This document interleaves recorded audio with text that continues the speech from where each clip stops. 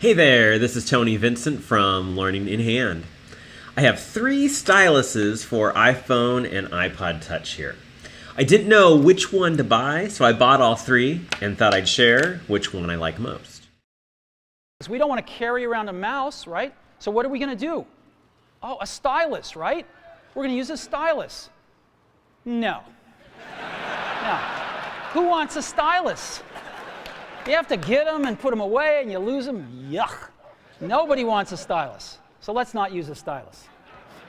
We're going to use the best pointing device in the world. We're going to use a pointing device that we're all born with. We're born with 10 of them. We're going to use our fingers.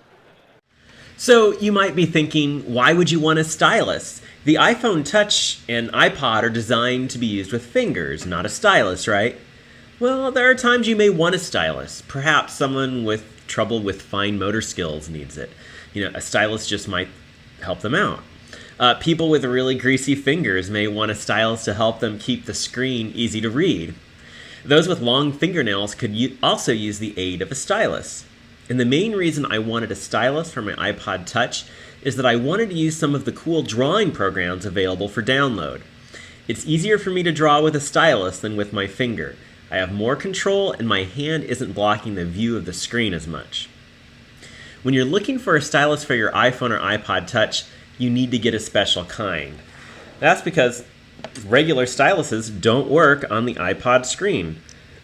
Here I have the stylus from my Nintendo DS and I'm pushing really hard. I can't flick, I can't activate any icons, but my finger can. That's because the iPhone and iPod Touch use capacitive touch technology, which detects the flow of electrons through your skin. Styluses that are designed for iPhone and iPod Touch use replicates that electron flow of a fingertip. I'm not sure how they do it, but they do work on the screen, unlike other styluses, like the one from my DS. This means that you'll have to apply some pressure, though, with these styluses, as the tips of the stylus are somewhat flexible. Let me show you. First up is the soft tip stylus. This stylus is pretty thick. It has a hollow rubber tip. It's really smushy. In order for the iPod to register its presence on the screen, you have to press down and make the tip really smush pretty hard in order for it to be registered. Its wide tip makes it pretty hard to see precisely where you are drawing on the screen. So this is the soft tip stylus. The next one is the Japanese touch stylus, and it has a hard plastic tip. The tip is angled, though you can't write with the edge of the tip. You actually have to write with the flat edge, meaning that you're always going to have to hold the stylus at a 45-degree angle to your iPod.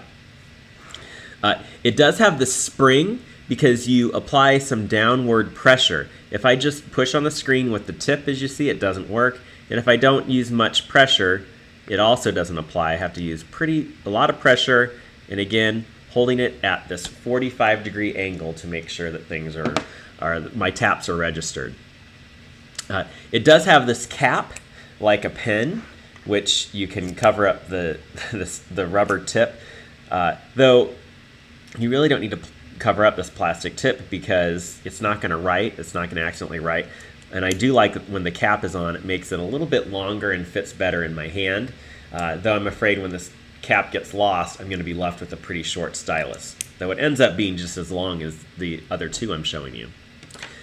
The third stylus I'd like to show you is the pogo stylus. And the pogo stylus has a very different tip from the other 2. It's not rubber and it's not plastic. It's actually a soft tip. It kind of feels like styrofoam. Like the other 2, it has a pretty thick tip. And this one, since it is the soft tip, it does just flow across the screen a lot easier. So making it easier to flick the screen, and it just feels like it's not maybe scratching or digging into the screen like the other 2, particularly this one onto the screen. And then the pogo stylus has the added benefit of coming with this holster. And the holster can just be placed on the iPod or iPhone. and like this, and then you have a place to keep your stylus so that it's always there. I don't know. I guess this is just an added benefit.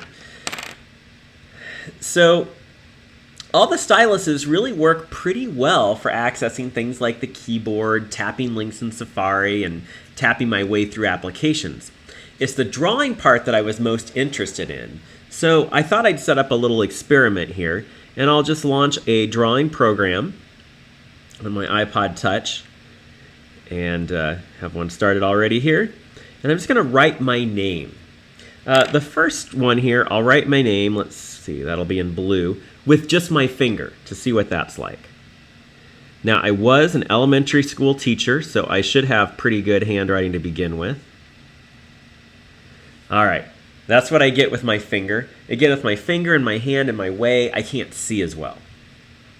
Now, let's do the soft tip stylus, the one with the rubbery tip.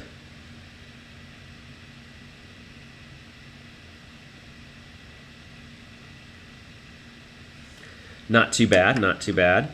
Let's see here. Now here's the Japanese tip stylus.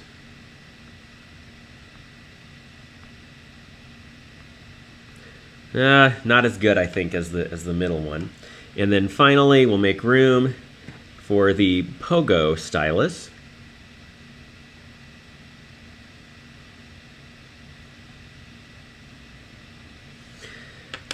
All right, and then as we compare these four, my finger, this stylus, this one,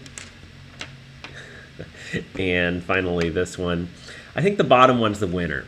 The pogo stylus really has been the one that I've been using the most for drawing. I think I like it best. Again, it has that soft tip, so it just flows right across the screen. Now, these styluses are fairly expensive. I thought paying $10 for a set of 3 styluses for my palm was expensive. Well, the cheapest of these styluses is $13. And then the most expensive is $20, and that's the one that's my favorite, the pogo stylus, though you do get the holster for it. And then these styluses may be expensive, but at least when you order them, you get to choose a color. All of them have at least 2 colors to choose from. So, which one I recommend in the end? Well, it's probably that pogo stylus, the one that's most expensive. But all of them work pretty well. None of them are terrible anyway.